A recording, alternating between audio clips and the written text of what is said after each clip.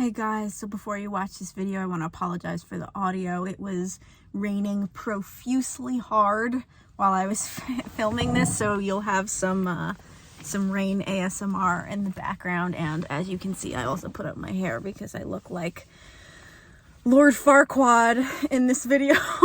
Combo of Lord Farquaad and Professor Snape. And as you can see, I'm wearing my raincoat. All right, enjoy the video. Welcome back to my channel, Go Ask Charlotte. My name is Lauren and I make videos about teaching and the Charlotte Danielson framework for teaching, researching the best practices for all things in teaching so that you don't have to, in order to make you the happiest and best teacher you can be. In today's video, I want to give you guys 10 things I wish I knew personally before I became a teacher. Not saying that these things would have dissuaded me from becoming a teacher, but just simply things I wish I had known before getting into it. Number one, I wish I had known about something called the disillusionment cycle or phase. Within one school year for a teacher, we go through several phases. And if you want more information about the phases of a teacher's school year cycle, stay tuned for a video on that. Essentially, when it's summertime and you're preparing yourself for the new school year, we have this phase of hope and excitement. A couple months in, sort of around now, like November-ish, we go through what's called the disillusionment cycle. So in the hopeful excitement stage, this is where you are basically fantasizing about how great the year is going to be, all the things you're going to tweak about your previous lesson.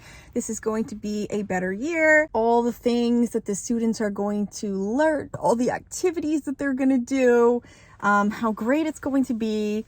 And then about 2 to 3 months in, when they start to settle in and become comfortable with you and the building, things start to loosen up, you become tired, and you enter the disillusionment phase of your teacher year, where you start to accept that certain things are not going to match the fantasies that you had in the hopefulness/excitement stage. This happens to every teacher almost every year, regardless of your experience in terms of, the amount of years you've been teaching. It's just something that we all go through. And it can be a little disheartening your first year of teaching, just coming to the reality like, okay, this is nothing like what I thought it would be. And every group of students is also different and unique in their own way. So there's no way to really predict how your year is truly going to go. The second thing I wish I knew before becoming a teacher was the amount of clerical work. As a teacher, you are essentially a secretary on top of a teacher. So you kind of have like almost 2 jobs in one. There's constant record keeping, constant emails, constant forms and paperwork. There's a form for everything. I almost feel like I wish I had my own personal secretary for the amount of just sheer paperwork involved.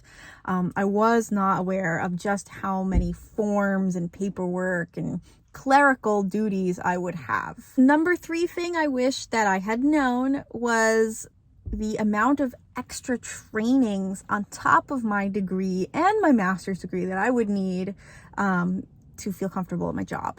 So trainings could be anything from, new software to, a seizure preparedness training, bloodborne pathogens, CPR, to other more instructional based trainings such as how to deal with students who don't speak English, how to deal with having self-contained students in your classrooms, all these little side pockets of being a teacher that you don't learn about in your teacher prep programs and you need training on the job for. We had to do training for social emotional learning and mindfulness. We had to do trainings on detecting early signs of suicidal behavior, detecting signs of bullying and potential school shooters. Like I've gone through a lot of trainings that I didn't think I would ever have to do after getting my degree, but you are constantly doing professional development to stay on top of all the new things that are being thrown at you. The fourth thing I wish I knew before becoming a teacher: flu season. I did not actually ever get the flu shot until I became a teacher, because I didn't ever really get the flu, honestly. Now, every October, it's just like germs everywhere. Really, kids dropping like flies every October with super bad colds. I'm just constantly disinfecting everything. Just, even if you don't actually get the flu, just getting like bad colds is something that is probably going to happen to you from being a teacher at least once in your life. The fifth thing that I wish I knew before becoming a teacher: you cannot fully ever be yourself or talk or speak the way that you would normally speak with any job, but more so with teaching, because you are always looking over your shoulder to make sure that the wrong person isn't going to overhear what you're saying, whether that be a student, another teacher, or an administrator. Everything in teaching related to your students is highly confidential. Their IEPs, 504s, their grades, the work that they're producing, the way that they behave in your class. These things can't really leave your classroom or your co-teacher. And if you do tell another teacher, it's in whispers, because you're not supposed to be talking about these things. So you're constantly like on alert to make sure that if you're speaking to someone in your room, the door is closed, when it's just you and your colleague, so that someone in the hallway might not overhear. There's a very high alertness that you need to have. This leads me to my next point. The sixth thing that I wish that I had known before becoming a teacher was how much I would need to guard my privacy. As a teacher, you are constantly under a magnifying glass from both students and your staff. I put all my social media on private. I deleted a lot of my social media. Not that there was anything bad on there, but kids are looking you up. They're Googling you. I had to Google myself to make sure everything was cool. Like, kids knew that I fought and did Brazilian Jiu-Jitsu and like what my fight record was before I even started my new job. Like, they already knew. They had Googled me before they even met me. So, not that this is a problem, but it's, if you're not ready for that, and I was not ready for that, it's just like, whoa. I feel like a mini celebrity in some ways. And in some ways, I do like that about my job, because it really forces me to hold myself to a higher standard of living. And if you can't have high standards for yourself and your lifestyle, then you shouldn't really be in teaching, because students are looking up to you as a role model. You could be anywhere on your summer vacation, on the weekend, a weeknight, and at ShopRite, anywhere, and run into a kid. I used to run into kids at random malls that were nowhere near where my school was. And it's like, I had this weird feeling like, oh, I'm not wearing like my teacher clothes. I call my teacher costume. This is weird. Like, I don't like this. I don't like being seen as a normal person in the world by my students, or quite frankly, you have hundreds of students that you see each day. It's only a matter of time before you run into them, or one of them at least, somewhere else. So you're constantly like, at a public place, like, okay, am I gonna see someone from work here? The next thing I was not ready for when I became a teacher was people constantly telling me how lucky I was to get out of work at 3 p.m. and that I had summers off. First of all, August and July, everything is hot as hell and super crowded because everyone else's kids are off at the same time of you. If you're going to like Disney World or any other basic vacationing spot, it's going to be super sweaty, super price gouged, and super crowded. The best time to go on vacation is not August. Also, I have to be at work at 7 in the morning because I'm a high school teacher, which is 2 hours earlier than most 9-to-5ers start their job. I'm usually coaching after school or running a club until 4 o'clock, 5 o'clock anyway. So I'm starting earlier and getting out probably around the same time as most 9-to-5ers.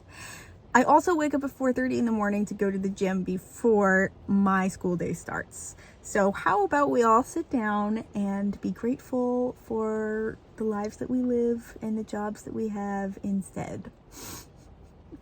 I also think a lot of people don't recognize, unless you really are a teacher yourself, you don't think about the fact that the 7 to 3 day that high school teachers have, we're not making our PowerPoints and quizzes and tests and materials during the school day. All that stuff happens nights and weekends on our own time. Okay. The 8th thing that I was not ready for was how to interact with paraprofessionals and inclusion students, how much support to give them, how much direction to give them. This is something that I feel like as a whole, teachers could have more training on. Monitoring when a one-to-one student is getting too much help from a para or not enough help from the para. How much direction should I be giving the para? This is usually an adult that follows a student around from class to class. And I always figure, this person works one-to-one with the kid all day. They know better than I do how much help the student needs, their motor skills, how much that, project should be modified for them. 9th thing that I was not prepared for is teacher cliques and gossiping. Teachers have their friend groups, they have their cliques that are sometimes more exclusive than others. And sometimes it goes from department to department, sometimes not so much, but there is a lot of gossiping that goes on in the teacher world about students, about other teachers. It can get very cliquey. I also, as a side note to this point, wasn't ready my first year to see how many teachers were kind of just walking around with salt in their mouth because of years of being in this political bureaucratic system that had slowly chipped away at their happiness. Not to say that would happen to every teacher, but it's something that you see, and as a new teacher, it's like, oh boy, you have salt in your mouth, and this is your life now. Okay, the 10th and final thing that I was not prepared for when I went into teaching was the emotional toll that teaching takes on you.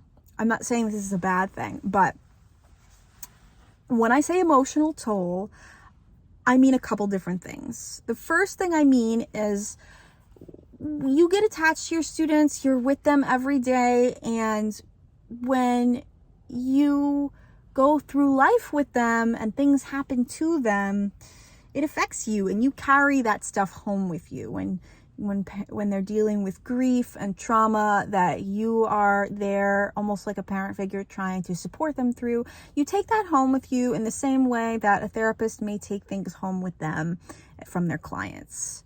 And we see, again, as high school teachers, we see hundreds of students per day, and we're taking all of that with us. And it's important to cleanse yourself at the end of the day.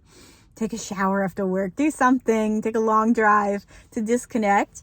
The other thing I wasn't really prepared for emotionally was the idea that, and possibility that not all of my students are going to make it past high school. Not all of them are going to survive childhood. And like I said, if you see hundreds of kids every year and you've been teaching for a handful of years now, chances are you've been to at least one child funeral. I had never been to a child's funeral in my life until I started teaching. In the 7 years that I've been teaching high school, I've now had 3 of my students pass away. And, thinking that, I'm only still so young and early in my career, I have a long way to go still. It's not something I was thinking about when I became a teacher. It's not something I was ready for. The students that I lost had died in different accidents, car accidents, freak accidents, random health conditions that should never happen to someone so young. But the emotional toll and the idea of student death was not something any teacher really thinks about when they sign up. They don't realize what they're getting into in terms of that. But it will happen.